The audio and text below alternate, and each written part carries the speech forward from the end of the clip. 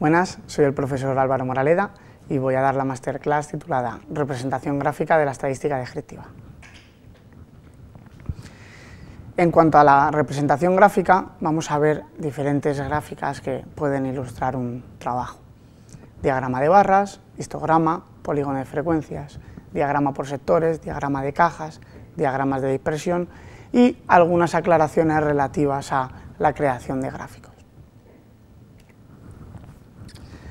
Lo primero que encontramos es un diagrama de barras. Este diagrama de barras es muy común verlo y utilizarlo cuando encontramos una variable discreta. En este caso vemos cómo es diferentes actividades en cuanto al número de horas de repartición a lo largo de un día. No obstante, si avanzamos hacia variables continuas, variables cuantitativas continuas, en este caso el nivel de glucosa en sangre, es común ver histogramas.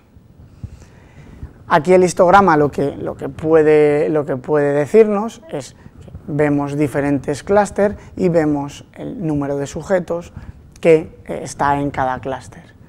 Vemos de hecho que esta variable se asemeja bastante a una distribución normal. En este caso, si obviamos la frecuencia absoluta y vamos hacia una frecuencia acumulada, lo que podemos ver es ese nivel de crecimiento.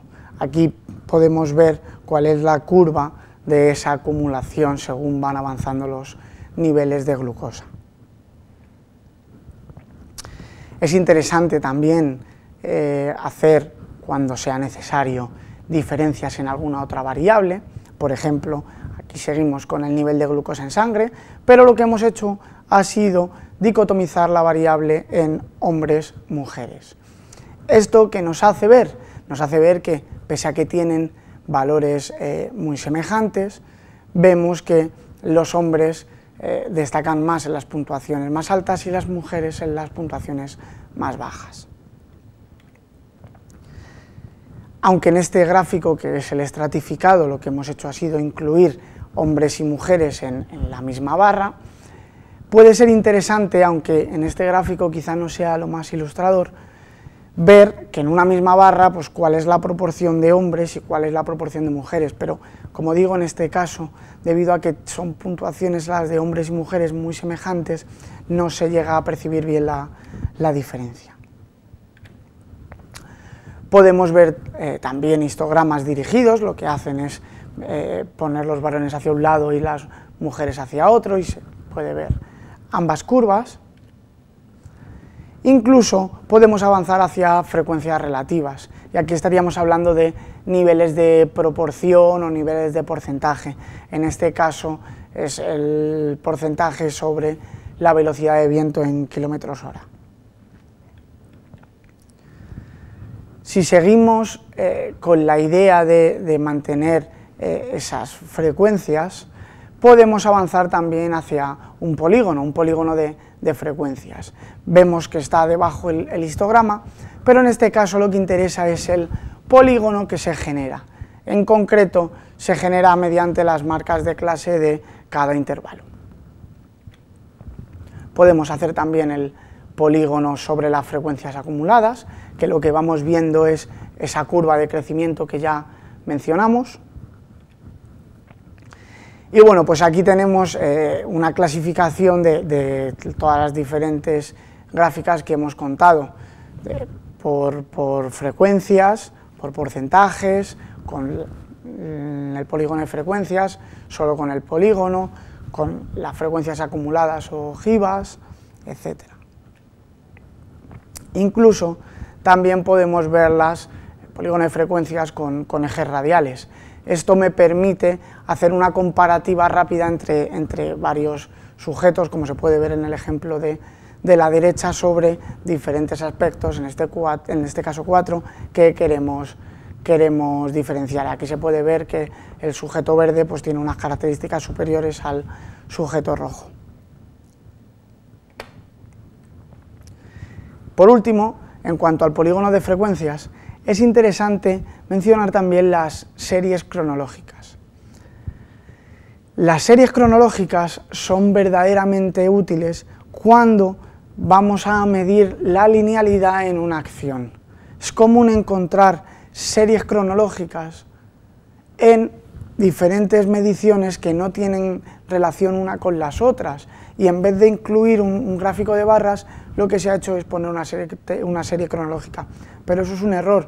Estas series cronológicas se deben utilizar cuando en un punto determinado tiene una relación con el anterior y con el siguiente, como es, por ejemplo, el Producto Interior Bruto, que es el gráfico de abajo a la derecha, en función de los años, o el índice de actividades económicas de una empresa, arriba a la izquierda, en función de los meses. Y aquí sí se pueden ir viendo los picos y se puede ver esa tendencia ascendente. Por otro lado, podemos ver diagramas circulares, diagramas por sectores. En concreto, aquí tenemos un diagrama sobre las diferentes actividades extraescolares que hacen.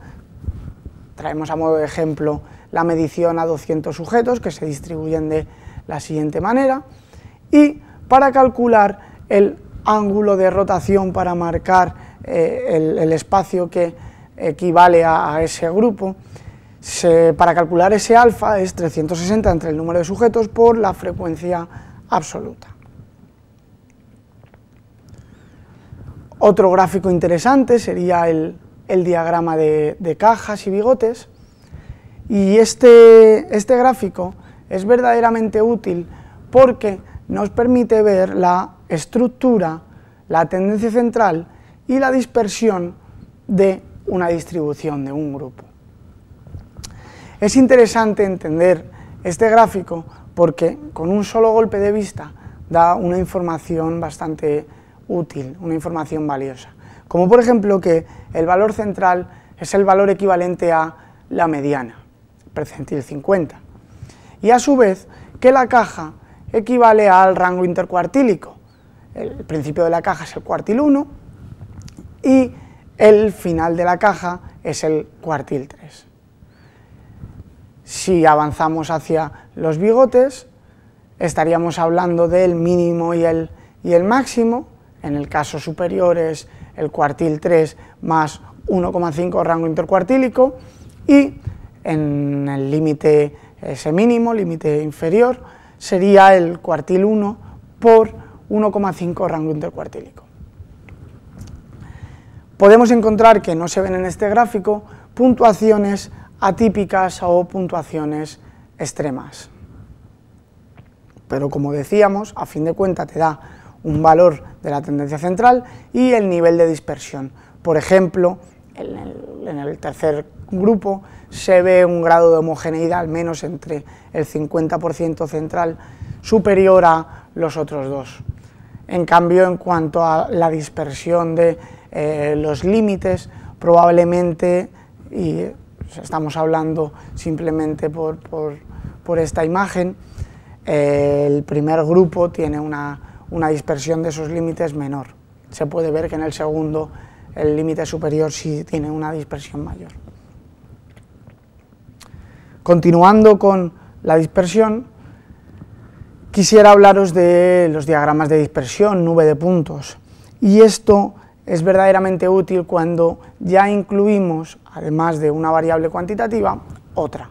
Dos variables continuas nos permiten hacer diagramas de dispersión, y lo que nos permite ver es el nivel de relación entre una variable y otra. Tenemos dos ejemplos, arriba a la derecha y abajo, arriba a la izquierda y abajo a la derecha. Ambas pueden denotar una correlación positiva. En la de arriba a la izquierda parece que es una relación bastante fuerte y la tendencia se ve muy marcada con esa línea roja, y en la segunda, aunque parece que hay un nivel de dispersión mayor, sí se ve una cierta tendencia ascendente. Esto del mismo modo podríamos representarlo en tres dimensiones, y arriba a la derecha tenemos un toro, que no deja de ser una nube de puntos. Y con todo ello, quisiera hacer unas aclaraciones que son fundamentales a la hora de crear seleccionar, utilizar o interpretar gráficos. ¿Cuáles son las máximas de un gráfico? Lo fundamental es que un gráfico sea sencillo. Vamos a olvidar tratar de utilizar gráficos complejos cuando quiero mostrar una conclusión sencilla. La complejidad tiene que estar en el estudio y en las conclusiones que radican de él, pero no en el gráfico. El gráfico tiene que ser sencillo. Un gráfico tiene que ser visual. De un golpe de vista tenemos que ver claramente los factores que se deben reseñar. Y a su vez, esa sencillez está relacionada con que sea un gráfico entendible. Obviad gráficos confusos. Cuando alguien quiere presentar un gráfico, antes de crearlo, tiene que pensar en qué es lo que quiere proyectar y sobre ese pensamiento de la proyección buscar cuál es el gráfico que más se ajusta a lo que yo quiero mostrar, buscando lo que sea lo más impactante, lo más visual y lo más sencillo posible. Es de ahí que aparezca que la selección tiene que estar basada en el objetivo de la presentación. Se trata de hacer gráficos a posteriori de ser consciente de lo que yo quiero presentar y no a la inversa. ¿Por qué? Porque si yo veo un gráfico y a partir de ahí busco el objetivo, probablemente se acabe de distorsionar. A su vez, tenemos que ser rigurosos. Si somos rigurosos en la parte cuantitativa numérica, debemos ser rigurosos en la parte cuantitativa gráfica. Hay ciertas polémicas a la hora de si utilizar gráficos en 2 dimensiones o en 3 dimensiones, y aquí lo importante es partir de las premisas que vimos arriba. A modo de ejemplo, los 2 gráficos superiores, el hecho de que estén en 3 dimensiones frente a que estuvieran en 2 dimensiones no aporta un valor, y como no aporta ni un valor, ni un rigor, ni mejora el objetivo, ni lo hace más entendible, ni lo hace más sencillo, sería bastante más adecuado acudir a gráficos en 2 dimensiones para presentar ese ejemplo. Como por ejemplo, vemos aquí en el gráfico que está en medio, vemos diferentes áreas. En concreto, las áreas azules eran índices de natalidad y las áreas moradas índices de mortalidad. En un gráfico, en un golpe de vista, se ve que la natalidad ha disminuido y que la mortalidad ha aumentado, superando incluso el índice de natalidad. Pero esto no tiene la pretensión de cercenar los gráficos en 3 dimensiones. Por ejemplo, podemos ver abajo a la izquierda 2 gráficos que es necesario que estén en 3 dimensiones, como por ejemplo un gráfico de superficie, o el segundo ejemplo, que es un análisis factorial con una rotación Varimax, donde se puede ver diferentes clústeres y para eso es necesario ver la imagen en 3 dimensiones. En concreto, para mostrar estos gráficos o estos datos, es importante 3 factores. Por un lado, que ese componente visual, que de un golpe de vista podamos entender, como por ejemplo el gráfico que está en la parte central. De un golpe de vista ves índice de natalidad, mortalidad y te haces a la idea de cuál es la situación y lo analizas muy rápido, que es el segundo factor. Se puede analizar de manera muy sencilla, simplemente a colores, vemos diferentes áreas y ya esto te da una imagen. Y sobre todo que tenga la potencialidad para hacerte llegar a conclusiones. El poder extraer esas conclusiones de ese gráfico central es relativamente sencillo, como que el índice de natalidad ha disminuido de manera bastante avanzada y que el índice de mortalidad, pese a haber aumentado un poco, parece que hay una progresión ascendente, que no es tan pronunciada como el descenso de la natalidad, pero también vemos que aquí hay una inversión entre que la natalidad ya no deja de ser superior a la mortalidad y que ocurra al contrario.